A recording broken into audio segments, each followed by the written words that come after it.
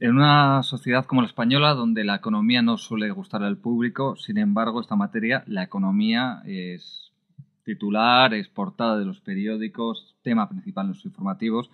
Sin duda alguna es producto de la crisis, una crisis que parece que no se va. Prima de riesgo que sube, bolsa que baja, medidas un día sí y otro también por parte del gobierno. No ganamos para sustos. Para analizar esta situación y las medidas del gobierno tenemos a Roberto Centeno y Félix Borstein, dos reconocidos expertos en materia económica que vienen a Prisa Digital para compartir sus opiniones. Bienvenidos. Muchas gracias. Muchas gracias. Bueno, la noticia del día hoy es indudablemente el anuncio por parte de Mariano Rajoy de que se va a prohibir el pago en efectivo por encima de 2.500 euros cuando intervenga al menos un empresario profesional. Hay quien habla de corralito, el Ejecutivo dice que es una medida para combatir el fraude fiscal. ¿Qué opinan ustedes de esta medida? ¿Va a servir para algo? ¿Estamos a la puerta de un corralito, efectivamente? Bueno, mira, yo si te parece, me parece irrelevante el tema de la medida. Me parece mucho más relevante el hecho de que nos encontramos de nuevo, es la segunda vez que ocurre desde julio-agosto del año pasado, nos encontramos al borde de la intervención, si quieres, al borde del abismo con los pies colgando. Tan es así que fuentes cercanas al Partido Popular me comentaban esta mañana que el gobierno baraja la probabilidad de que existe un 50% de posibilidades de intervención de aquí a mayo y del 90% de aquí a diciembre. Entonces, esto da una idea de la situación que, dicho o viniendo de las propias gentes que gobiernan, o mejor dicho, desgobiernan este país, pues por dónde van los tiros. Y claro, las causas están clarísimas. El señor Rajoy no da la talla. El señor Rajoy ha cogido a este país en una situación dramática, desde luego, al borde del abismo, pero en vez de dar pasos, nadie le pedía que lo arreglara en dos minutos, pero sí le pedía a la gente, le pedíamos que diera pasos en sentido contrario al abismo. Y lo que ha hecho es justo lo contrario. Y luego ya el colmo de los colmos, bueno, ha decidido que no aborda el problema de base, el que nos está llevando a la ruina, que es el modelo de Estado, y luego... Roberto, si te parece bien, vamos a profundizar porque al final usted está resumiendo prácticamente la tertulia en su primera intervención. Entonces, si quiere, retomamos los 2.500 euros y después entramos en los temas que usted ha dicho que son fascinantes. Bueno, sobre los 2.500 euros. Una medida que va con cierto retraso, porque ya se anunció, yo creo que fue en el segundo Consejo de Ministros del Gobierno Rajoy, que, si no recuerdo mal, se celebró el 5 de enero. Aproximadamente un mes después se aprobó el Plan de Control Tributario del año 2012 sobre el fraude, las directrices, porque lógicamente el plan es secreto. Era un plan ordinario, no había ninguna medida extraordinaria sobre cómo reprimir el fraude e incrementar la recaudación. Sorprendentemente, antes de que se den las líneas, aunque sean maestras, de este plan especial contra el fraude, hace 10 días el gobierno nos sorprende con una amnistía fiscal o semi-amnistía que no estaba en ninguna agenda. Y parece que hoy ha anunciado esto en una sesión de control en el Parlamento, en el Congreso, y se llevará al Consejo de Ministros del viernes. Creo que esta es un poco la secuencia. O sea, ya para empezar hay que notar un poco cierto retraso en comparación con otras medidas que se aprueban, digamos, y se difunden a través de una nota y que no sabemos, digamos, la gestión política de esa decisión. Con lo cual parece que la represión del fraude es secundaria, ¿no? Va en un segundo escalón. Sobre la medida en sí, yo no creo que sea un corralito. Lo que me plantea es dudas sobre su legalidad, porque claro, el dinero en efectivo es un medio legal de pago. En la época del gobierno de Zapatero ya se habían aprobado algunos sistemas de control sobre los pagos en efectivos, por ejemplo, una deducción que se introdujo en el año 2010 y que se aumentó en el año 2011, es una deducción en el IRPF para mejorar la eficiencia energética de las viviendas. Entonces, el contratista que te ponía un nuevo sistema de calefacción o que te hacía el enchufe a la televisión digital terrestre, si no le pagabas con un medio bancario, era imposible la práctica de la deducción, ¿no? Y todo esto remonta incluso a la ley cambiaria, que es del año 85, que ya obliga a identificar al cobrador de un cheque al portador cuando entonces superaran las 500.000 pesetas. O sea que la legalidad en Francia y en Italia se ha hecho, hay que ver cómo se va a hacer aquí. Y sobre la efectividad, pues me parece que es fácil de sortear, ¿no? Porque, digamos, una persona puede tener dinero en efectivo o trocear, digamos. Hoy en día, cuando a una persona que está en la economía sumergida y le hace un servicio a un particular, un profesional o un empresario, y le pide una factura de 7.000 euros, o bien le pide que le trocee esa factura en diversos cheques al portador por importe inferior a 3.000, o que lo saque previamente, digamos, del banco y puede tener distintas cuentas y pagar. Es decir, yo me reservo un poco la opinión hasta el viernes, pero la verdad es que dudo de su eficacia y parece un poco una medida más de propaganda que otra cosa. Ahora vamos a entrar al tema de la intervención. De Guindos y Montoro salen a decir que no va a haber rescate, que está lejos. También muchos empiezan cuando salen tanto, es que va a haber. Y ahora Roberto nos comenta lo que le han dicho sus fuentes. ¿Ustedes ven tan real el riesgo de intervención? Hombre, vamos a ver, esto no hay más que ver lo que ha ocurrido. El señor Rajoy saca unos presupuestos generales del Estado absolutamente disparatados, en los cuales castiga la economía productiva y favorece la improductiva, en los cuales recorta hasta un límite de que imposibilita el correcto funcionamiento de España, el dinero que se les da a los ministerios, que entre todos juntos y sumados gastan 65.000 millones y deja completamente al margen a las autonomías y a ayuntamientos, diputaciones, etcétera, que gastan 305.000, porque claro, es que tenemos que darnos cuenta de la dimensión del problema. Las administraciones territoriales tienen a su disposición 305.000 millones y no tienen que dar cuentas a nadie de nada.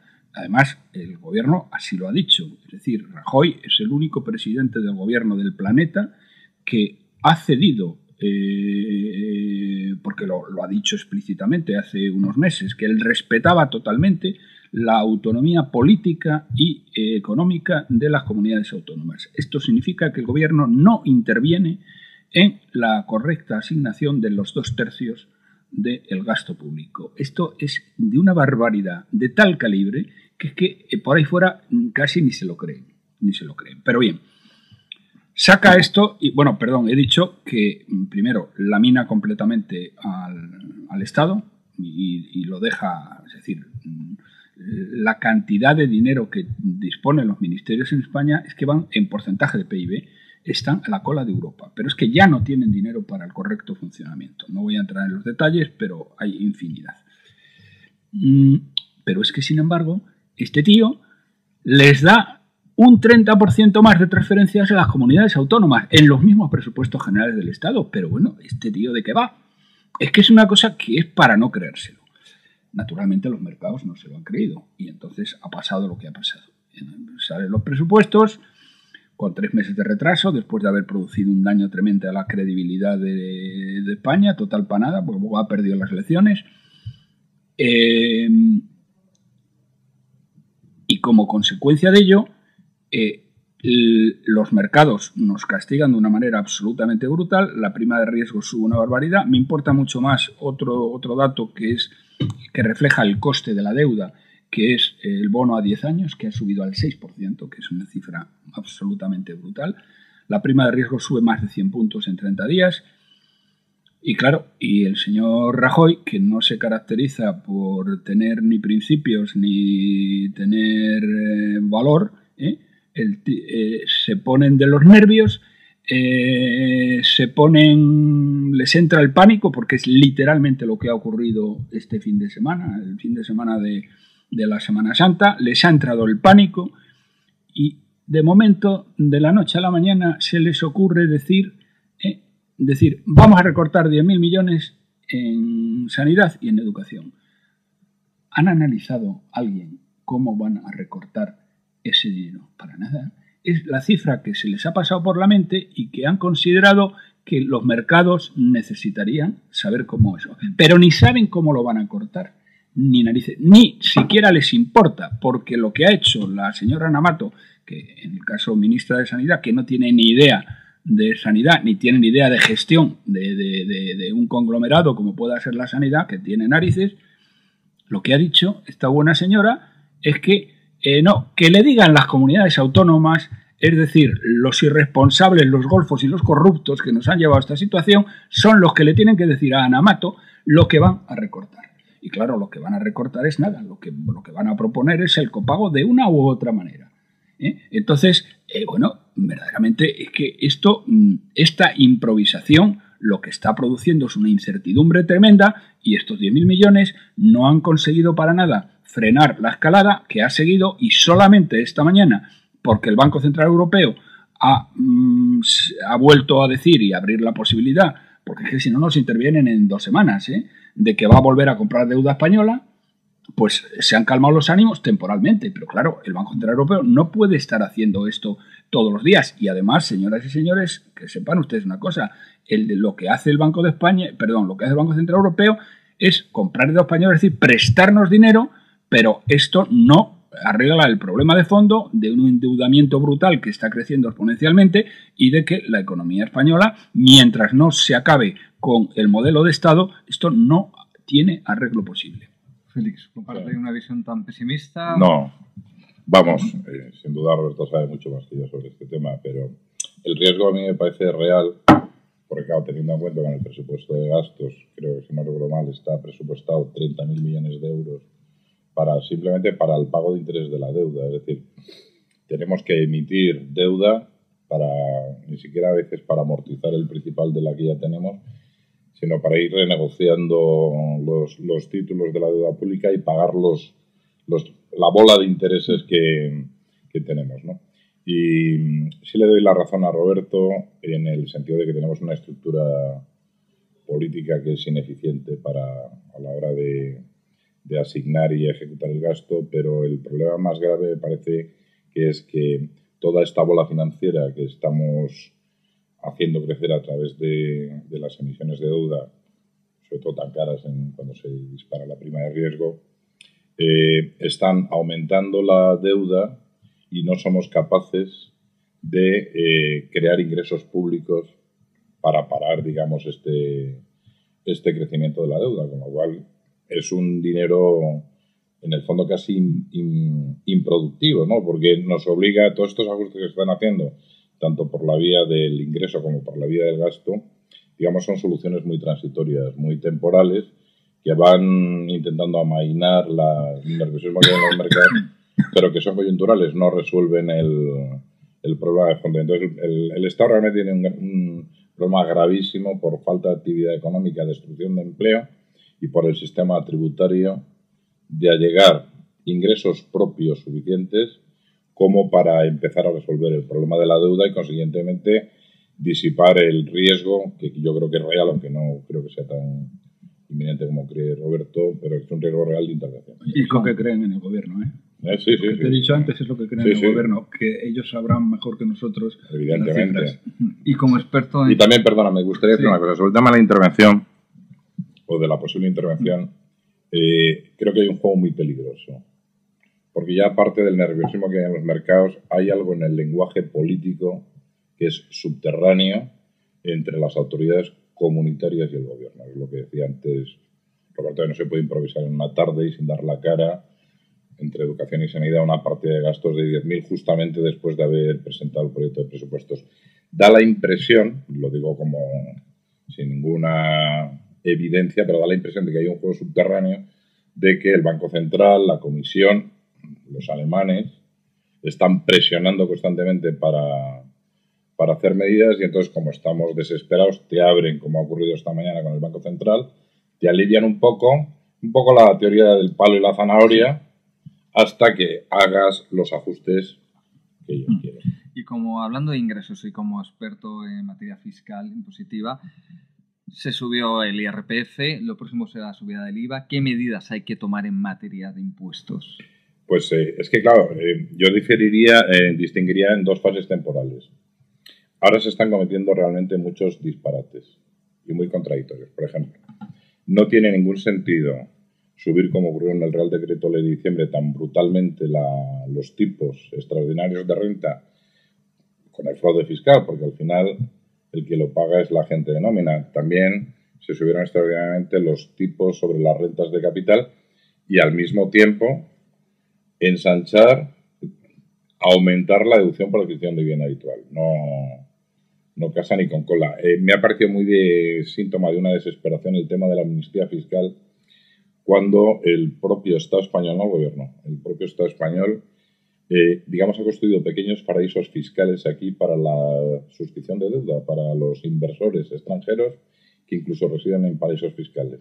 Mientras Zapatero fue a la famosa reunión del G20 diciendo que su proyecto era un proyecto de desaparición de los paraísos fiscales, en la ley que suprimió el gravamen del impuesto sobre el patrimonio, que luego precipitadamente, de mala forma, se ha visto obligado a restablecer, es una ley, la Ley 4/2008. En esa ley se exonera de tributación del impuesto sobre no residentes a las personas que compren títulos de la deuda pública, incluso procedentes de paraísos fiscales. ¿Cómo se conecta eso con la amnistía?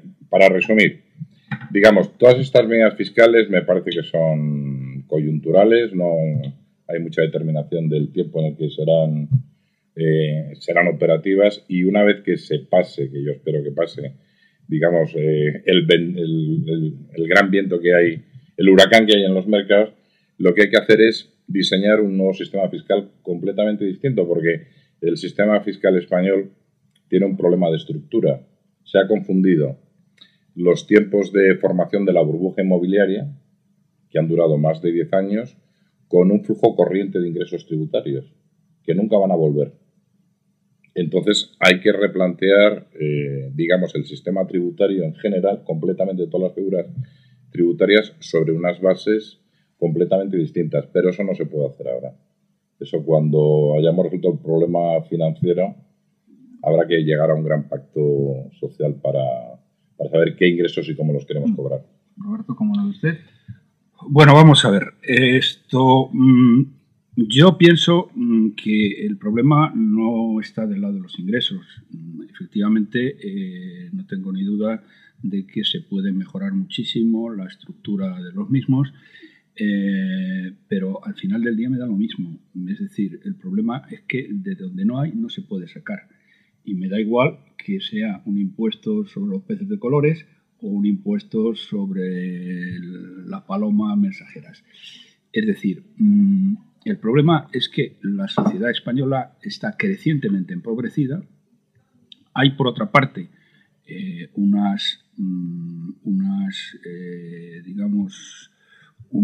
gente exenta. Los ricos en España, los ricos de verdad, no pagan impuestos, pagan una cantidad muy pequeña a través del tema de la SICAP, que dicen, no, es que eso es poco dinero. Sí, pero es que lo que no puede ser es que haya un mecanismo jurídico fiscal que permita a personas de gran renta el evadir impuestos. Dice, no, es que si no se van a ir, joder, pues que se vayan. Que no se van a ir, porque ese dinero muchos de ellos lo necesitan para su tráfico mercantil en España. Pero bien, quitando las injusticias y las indudables mejoras, como tú decías, que se pueden dar ahí, el problema es que no está en los ingresos. Los ingresos darán de sí lo que den, en la medida de que además el bote se está agotando. Fíjate que, como sabes, la previsión de ingresos, que es absolutamente optimista, es una caída de un 17% de los ingresos fiscales no financieros. Entonces, eso piensan Eso es lo que está en los presupuestos y eso piensan compensarlo con las subidas que se han ido haciendo y con unas cosas y con otras. Que además la experiencia demuestra el caso de Grecia, demuestra el caso de Gran Bretaña y demuestra en general que lo que se acaba sacando de esas subidas de impuestos es la mitad de la mitad de la mitad. Bien, el problema no está ahí, el problema está en el resto. Fíjate la siguiente cifra. A don Mariano se le ha ocurrido esta Semana Santa, no sé quién se lo habrá comentado, es decir, 10.000 millones vamos a recortar a la educación y en la sanidad, que ciertamente se puede recortar muchísimo porque la sanidad y la educación están desastrosamente gestionadas, pero desastrosamente gestionadas. No tenemos ocasión aquí de dar datos y cifras, pero desastrosamente gestionadas. Si digo, desde que el señor Aznar en mala hora tuvo la ocurrencia disparatada que después del café para todos ha sido el mayor error que se ha cometido de transferir las comunidades autónomas transferir la educación y la sanidad a las comunidades autónomas, pues lo que ha ocurrido es que, claro, en manos de estos irresponsables y de estos corruptos, ¿qué ha pasado? Pues ha pasado lo que tenía que pasar y que se ha incrementado el coste de una manera brutal. Medido de la manera que se debe medir, que es por el coste por enfermo o el coste por alumno, es que se ha incrementado del orden de un 30% la cifra. ¿A santo de qué ha ocurrido eso? Es que, bueno, un desastre de gestión. Pero es que hay una cifra dada por una persona muy responsable ayer, que ha sido la señora Esperanza Aguirre. La señora Esperanza Aguirre ha dicho: devolvamos al Estado la justicia, devolvamos al Estado la educación y devolvamos al Estado la sanidad. Es lo que es la solución que ella propone. ¿Y qué le sale a ella? Alguien se lo ha calculado. Le sale un ahorro de 48.000 millones de euros. Entonces, vamos a ver, y bueno, si Rajoy se ha apresurado a decir que eso ni de broma, que eso ni por el forro, ni nada de nada de nada. Entonces, lo que no cabe duda, señoras y señores, es que la señora Esperanza Aguirre, o la gente que le hace los cálculos a la doña Esperanza Aguirre, se ha dado cuenta de que si eso vuelve a estar en manos del Estado, el ahorro es brutal. No 10.000 millones de mala manera, que no sé de dónde, cómo lo van a sacar. Vamos, fundamentalmente mediante el copago, que eso no tengo ni duda. Vestido de una u otra manera. Es que estamos hablando de 48.000 millones. Y es que 48.000 millones es que nos arreglaba el problema. Es decir, si nosotros tuviéramos ahora mismo un ahorro de 48.000 millones, pues se había acabado el problema de la prima de riesgo, se había acabado el problema de los mercados. No digo que pudiéramos devolver lo que debemos, pero por lo menos no tendríamos que pedir las cantidades brutales que tenemos que estar pidiendo. Entonces, y esto es una parte. Luego hay otra serie de despilfarros en duplicidades, en empresas públicas, en mil y una cosas. Pero bueno, ahí tienen ustedes una cifra, 48.000 millones que la señora Aguirre ha calculado si lo volvemos a llevar al Estado. Porque doy una cifra nada más del disparate. Al haberse fragmentado en el caso de la sanidad, las peticiones de medicamentos y tal, el The Economist a final del año pasado decía que en España estamos pagando los medicamentos un 40% por encima de lo que se paga en el Reino Unido. ¿A qué se debe eso? Bueno, a corrupción y a mala gestión. Entonces, oiga usted, traslademos justicia, educación y sanidad al Estado, devuélvase eso al Estado y tendremos un ahorro que nos permitirá respirar y sacar la cabeza del agua. Bueno, pues con estos datos, la verdad es que, a no ser que Félix tenga algo que añadir, pues creo que podemos cerrar, sin duda, el tema. Da para mucho esta reforma integral del modelo de Estado, la reforma integral fiscal también, pero tampoco es cuestión de hacer una tertulia de 5 horas, que podría dar el tema, sin duda alguno, para ello. Así que solo resta agradecerles que hayan venido a Periodista Digital y a vosotros, muchísimas gracias. A vosotros, muchas gracias. Muchas gracias.